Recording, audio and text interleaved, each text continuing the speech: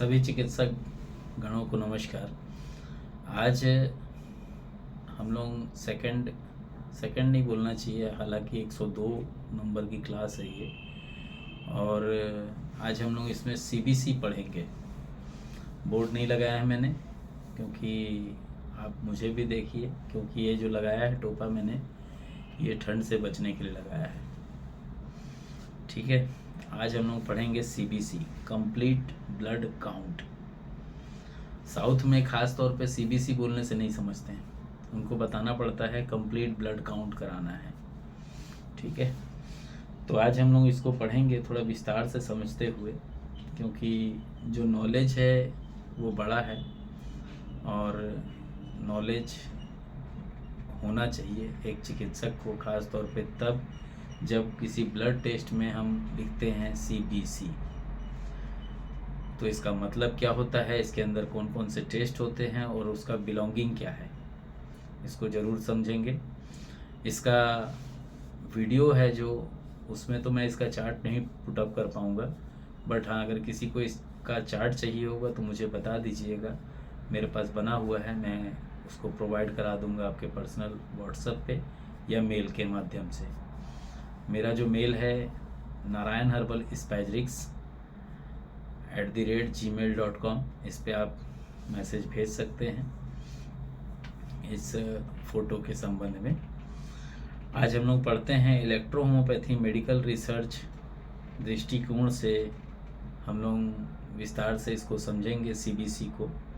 Electro homeopathy चिकित्सा विज्ञान में सीबीसी परीक्षण, कंप्लीट ब्लड काउंट, शरीर के ब्लड सिस्टम और लिम्फेटिक सिस्टम की कार्य क्षमता, संक्रमण प्रतिरोधक की जो क्षमता होती है वो, कोशिकीय स्वास्थ्य तथा विषाक्तता की स्थिति को समझने के लिए सबसे महत्वपूर्ण नैदानिक प्रक्रिया मानी जाती है। यह परीक्षण यह दर्शाता है कि शरीर में रक्त की कोशिकाएं, आरबीसीज, डब्ल्यूबीसीज, प्लेटलेट्स और लिम्फ कोशिका जिसमें लिम्फोसाइट, मोनोसाइट आदि का संतुलन कितना स्वस्थ है। रक्त संबंधित परीक्षण में ब्लड का जो पैरामीटर होता है, जिसमें पहला आता है HB, होमोग्लोबिन कहते हैं इसे। रक्त में उपस्थित होमोग्लोबिन की मात्रा शरीर के ऑक्सीजन वहन क्षमता को दर्शाता है। अगर कमी होगा तो रक्त की अशुद्धि या पोषक तत्वों की कमी मानना चाहिए। अगर अधिकता है HB की तो लिम्फ जो है वो टॉक्सिटी या रक्त गाढ़ा होने का संकेत देता है। ये संकेतक तत्व ब्लड से उपलब्ध होता है।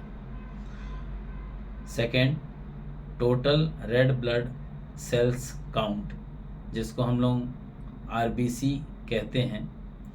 ये लाल रक्त कोशिकाओं की कुल संख्या यह दर्शाती है कि शरीर में ऑक्सीजन का जो वितरण है वो कितना प्रभावी है। इसकी कमी से रक्त निर्माण की कमी, पोषण की कमी या लिम्फ ब्लॉकेज संकेतक तत्व ब्लड। ठीक है, तीसरा आते हैं HCT, हेमेटोक्राइट, रक्त में कोशिकाओं का प्रतिशत। यह बताता है कि रक्त में प्लाज्मा और कोशिकीय घटकों का अनुपात क्या है। संकेतक तत्व इसमें भी ब्लड होता है। ठीक है, आप लोग बोलते हैं ना ब्लड और लिम्फ, ये उसके अकॉर्डिंग है। चौथा है मीन कॉर्पुस्कुलर वॉल्यूम, जिसमें MCV लिखा रहता है। यह प्रत्येक आरबीसी के आकार को दर्शाता है।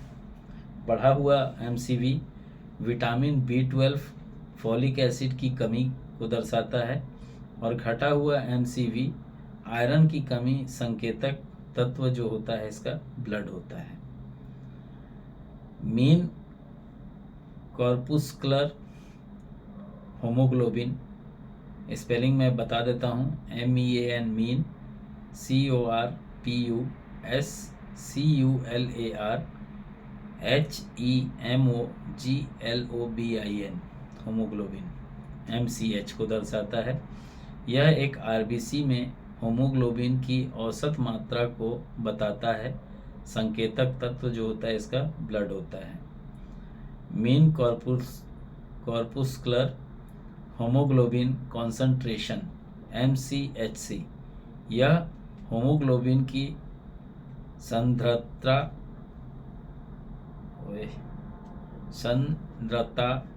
दर्शाता है। असंतुलन होने पर ये रक्त में ऑक्सीजन वहन प्रक्रिया की गड़बड़ी। संकेतक तत्व इसमें भी ब्लड होता है। RDW, red cell distribution width, जिसको RDW-CV एंड HD लिखा होता है। यह लाल रक्त कोशिकाओं का आकार में अंतर को बताता है। इसका भी संकेतक तत्व जो होता है ब्लड होता है। इसके बाद आता है टोटल ल्यूकोसाइट काउंट, जिसको हम लोग TLC कहते हैं, WBC का एक पार्ट होता है। यह शरीर की प्रतिरक्षा शक्ति, इम्यूनिटी का प्रमुख सूचक है। वृद्धि होने पर अगर ये हाई है तो क्या कहते हैं, इसमें संक्रमण या कहीं बॉडी में सूजन होगा। अगर कमी है तो इसमें लॉस हुआ है, तो 4000 से नीचे चला गया है तो उस कंडीशन में इम्यूनिटी की कमी है। संकेतक तत्व जो है इसमें ब्लड है। यही कंडीशन होती है अगर 560, 500, 1500 से नीचे चले जाए तो इसको हम लोग ल्यूकोसाइटोसिस कहते हैं। एक ब्लड कैंसर का एक प्रारूप हो जाता है ये। DLC, जिसको हम लोग डिफरेंशियल ल्यूकोसाइट काउंट कहते हैं, यह सफ़ेद रक्त कोशिका WBC के 5 प्रकार का प्रतिशत बताता है, जिसका जोड़ जो होना चाहिए 100 होना चाहिए। अगर ये 100 से कम है तो रिपोर्ट गड़बड़ है DLC की। इसमें 5 जो होते हैं, इसके प्रकार जो होते हैं, इसका प्रतिशत बताता है, जिससे संक्रमण, एलर्जी, लिम्फिक असंतुलन या सूजन की स्थिति ज्ञात होती है। कोशिका प्रकार, कार्य, संकेतक तत्व जो होते हैं क्या क्या होते हैं? न्यूट्रोफिल, बैक्टीरिया संक्रमण से रक्षा, ब्लड से बिलोंगिंग है इसका।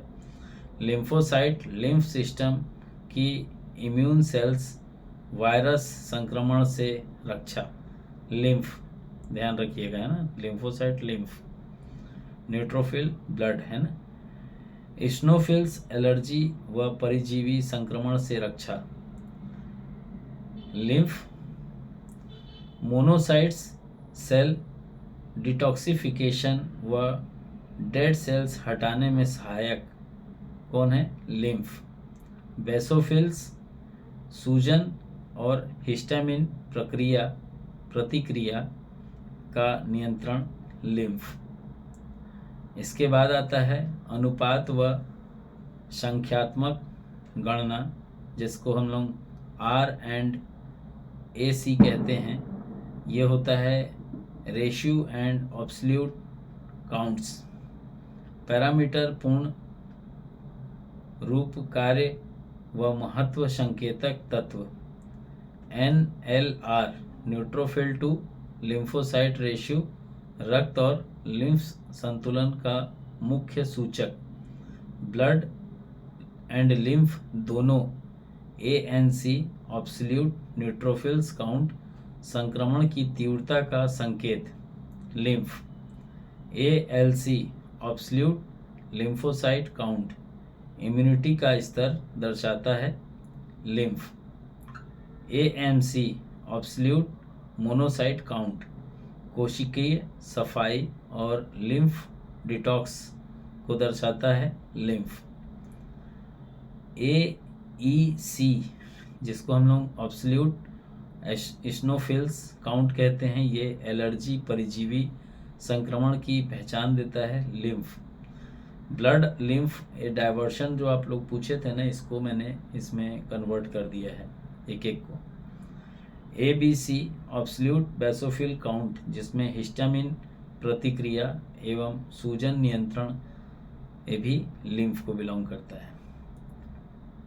प्लेटलेट परीक्षण, प्लेटलेट स्टडीज परीक्षण, विवरण संकेतक तत्व, टोटल प्लेटलेट काउंट, TPC कह सकते हैं, या कई जगह प्लेटलेट काउंट लिखा रहता है। रक्त के जमने की क्षमता, रोग प्रतिरोधक क्षमता व कोशिका मरम्मत का सूचक ब्लड, ध्यान रखिएगा, है ना। Mean platelet volume MPV, platelet के आकार से बोन मैरो की कार्य क्षमता का संकेत देता है ब्लड, है ना। MPV जो संकेत देता है ब्लड के लिए देता है। इलेक्ट्रोहोमोपैथी व्याख्याएं है, यह है इलेक्ट्रोहोमोपैथी इंटरप्रिटेशन। यदि ब्लड पैरामीटर असामान्य हो, यह रक्त प्रणाली की असंतुलन, ऑक्सीजन वहन की कमी, कोशिकाई अशुद्धि या संक्रमण को दर्शाता है। लिम्फ, यदि लिम्फ पैरामीटर असामान्य हो तो यह लसिका तंत्र लिम्फेटिक सिस्टम में विषाक्तता, संक्रमण या इम्यूनिटी की कमी का संकेत देता है। इस स्थिति में इलेक्ट्रो होम्योपैथिक उपचार का उद्देश्य लिम्फ प्यूरिफिकेशन और ब्लड करेक्शन द्वारा शरीर की सेल्स बैलेंस मैकेनिज्म को पुनर्स्थापित करना होता है।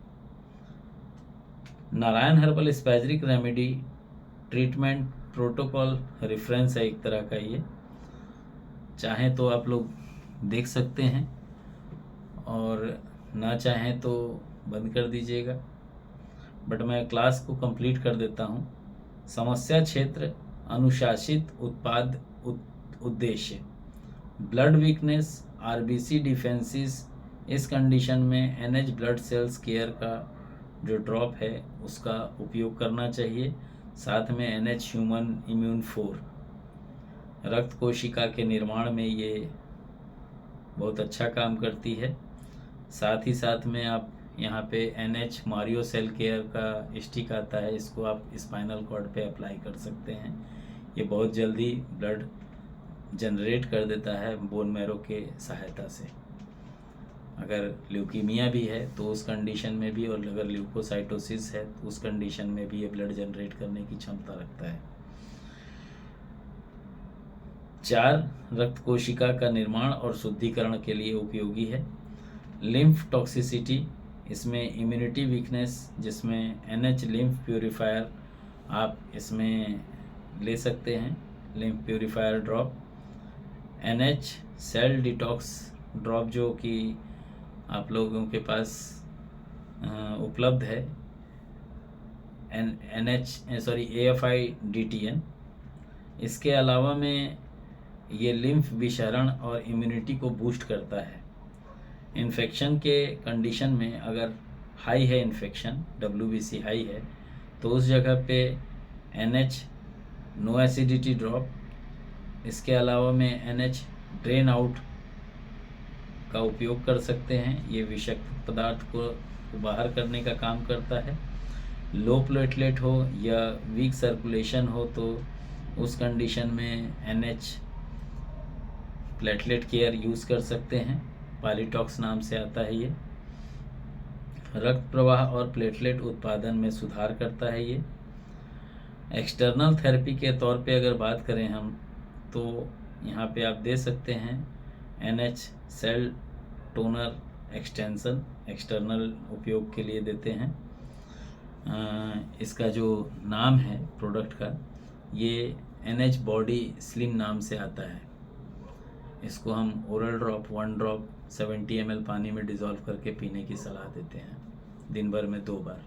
7 दिन उपयोग करके बंद करना होता है 3 दिन के लिए, फिर 7 दिन उपयोग करके 3 दिन के लिए बंद करना होता है। इसमें अगर हम कंक्लूजन की बात करें, क्योंकि कंक्लूजन बहुत ज़रूरी होता है किसी भी चीज़ का निष्कर्ष, तो अगर हम सीबीसी परीक्षण इलेक्ट्रोहोमोपैथी मेडिकल रिसर्च में शरीर की रक्त और लसिका प्रणाली, जिसको लिम्फ बोलते हैं, कि प्रणाली की संपूर्ण स्थिति को समझने का एक प्रमुख उपकरण है। इससे यह ज्ञात किया जा सकता है कि रोग की जड़ जो है वो ब्लड सर्कुलेशन है या लिम्फ डिटॉक्सिफिकेशन या सेलुलर टॉक्सिक में कहाँ उत्पन्न हो रही है, ताकि स्पैजिक चिकित्सा के माध्यम से उसका प्राकृतिक संतुलन बहाल किया जा सके। तो ये हुआ, आज हम लोग पढ़े सीबीसी को। अब मैं चाहूँगा कि इसी क्लास में तो नहीं, इसके नेक्स्ट क्लास में दे देता हूँ केएफटी और आरएफटी और एलएफटी जो होता है, इसको भी समझ लेना उचित होगा। आज्ञा चाहूँगा। जय हिंद, जय इलेक्ट्रोहोमोपैथी, जय काउंट सीजर मेटी जी, जय नासक मेथोडोलॉजी।